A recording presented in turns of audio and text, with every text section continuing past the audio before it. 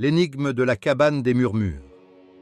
Dans les profondeurs de la forêt de Brocéliande, en Bretagne, se dresse une vieille cabane abandonnée près d'une petite rivière aux eaux brumeuses, connue sous le nom de Ruisseau des Ombres.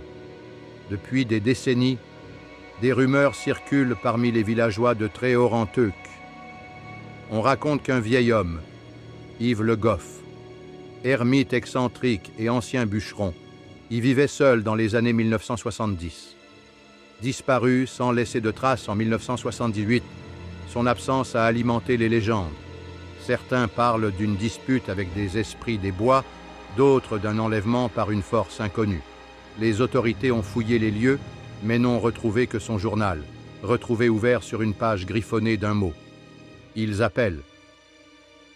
Plus troublant encore, plusieurs enfants du village ont disparu dans ces bois depuis les années 1980.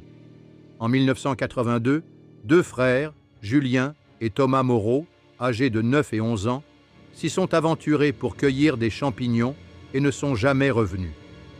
En 1995, une fillette, Camille Le Breton, 8 ans, a été vue près du ruisseau avant de s'évanouir dans la brume. Malgré des battues, aucun corps n'a été retrouvé et les témoignages évoquent des voix plaintives portées par le vent, comme des appels d'enfants perdus.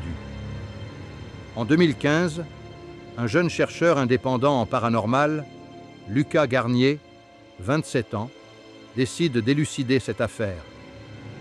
Passionné par les phénomènes inexpliqués, il a documenté des cas similaires en Europe. Armé d'un magnétophone, d'une caméra infrarouge et d'un carnet, il s'installe près de la cabane le 15 juillet 2015. La première nuit, il capte des bruits inhabituels, des chuchotements indistincts, des rires d'enfants étouffés et un craquement de bois venant de l'intérieur de la cabane, pourtant vide.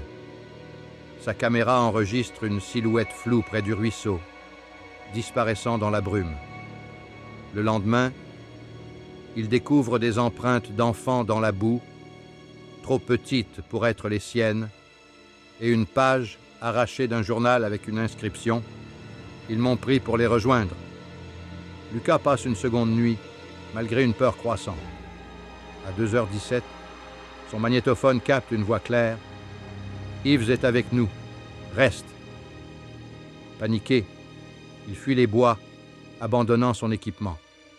Ces enregistrements, publiés sur une chaîne YouTube, deviennent viraux, avec 1,2 million de vues en une semaine, mais il refuse de retourner sur place. En 2024, un groupe d'enfants du village, lors d'une balade scolaire près du Ruisseau des Ombres, découvre un livre ancien sous une pierre près de la cabane. La couverture, usée, porte le titre « Les murmures de Brocéliande ».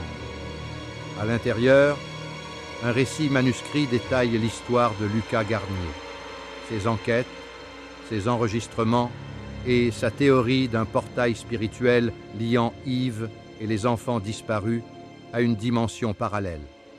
La dernière page, tachée d'eau, se termine par « Ils m'appellent encore, je dois y retourner ».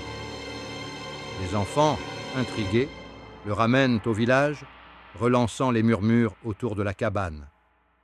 Rejoins-nous vite et laisse-nous un commentaire sous cette vidéo.